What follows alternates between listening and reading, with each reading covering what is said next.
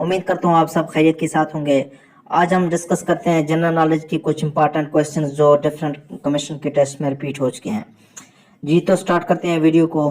Question number first है हमारे पास, what was the nationality of Alfred Nobel. Alfred Nobel का ताल्लुक नेशनलिटी मतलब ये कहाँ से था? इसका ताल्लुक था स्वीडिश था, सूडान से इसका ताल्लुक था। फर्स्ट टाइम जो नोबेल प्राइज दिया गया था वो 1901 में दिया गया था और नोबेल प्राइज के 6 कैटेगरीज हैं। जो स्टार्ट में थे वो नोबेल प्राइज के 5 कैटेगरीज थे। 1968 में इकोनॉमिक्स को भी शामिल किया गया तो नोबेल प्राइज के हो गए 6 कैटेगरीज।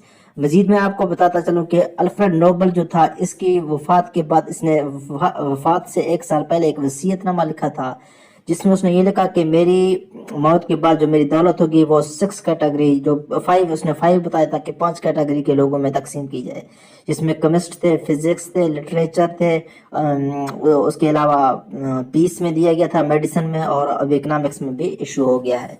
ये था अल्फ्रेड नोबल से रिलेटेड। जो पीस है नोबेल प्राइज पीस वो इशू होता है ओस्लो से। जो बाकी नोबेल प्राइज हैं, बाकी 5 कैटेगरीज जो बचते हैं वो स्वीडन से ही हर साल 10 दिसंबर को जारी होते हैं।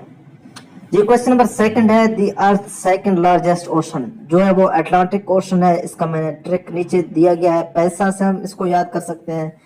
पी से हो गया पैसिफिक, ए से अटलांटिक, आई से इंडियन, एस से हो गया साउदर्न एंड ए से हो गया आर्कटिक ओशन। ये आप याद रख सकते हैं। क्वेश्चन नंबर 3 की बात करते हैं, where is the tomb of Tipu Sultan located. Tipu Sultan की जो मकबरा है वो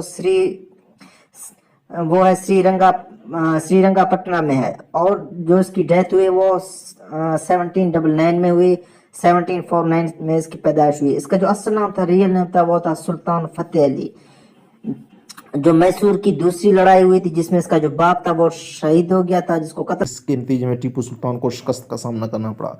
क्वेश्चन नंबर 4 की बात करते हैं, how many white stars are on the national flag of USA. जो वाइट स्टार्स हैं वो हैं 50 हैं। 50 स्टार्स ये शो करते हैं कि 50 स्टेट्स को, जो इनके स्टेट्स हैं, रियासत हैं, वो 50 हैं यूएसए के।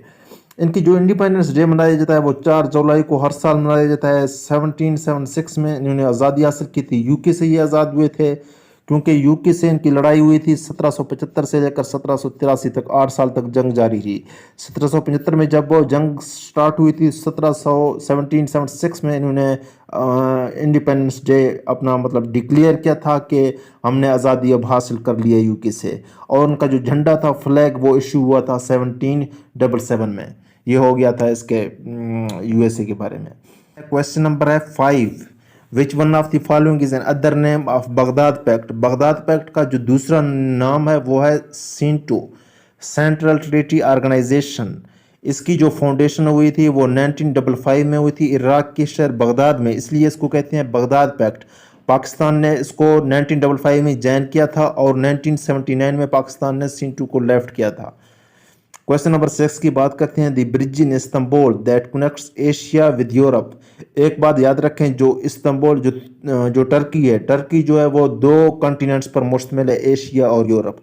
जो टर्की का एक सिटी है इस्तांबुल, वो बिल्कुल यूरोप में ही मौजूद है, और इनके दरमियान एक ब्रिज बनाया गया है जिसको कहते हैं बोस्फोरस ब्रिज। ये कनेक्ट्स करती है एशिया और यूरोप को।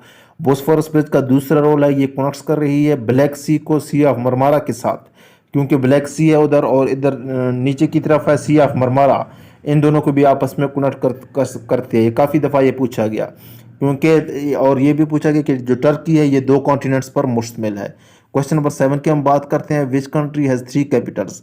जो साउथ अफ्रीका है इसके 3 कैपिटल्स हैं। कौन कौन से हैं? एक है केप टाउन है हमारे पास, प्रिटोरिया है, ब्लूम फोंटेन। ये 3 कैपिटल्स हैं साउथ अफ्रीका के, ये आप याद रख सकते हैं। क्वेश्चन नंबर 8 है, how many surahs are with the name of profits.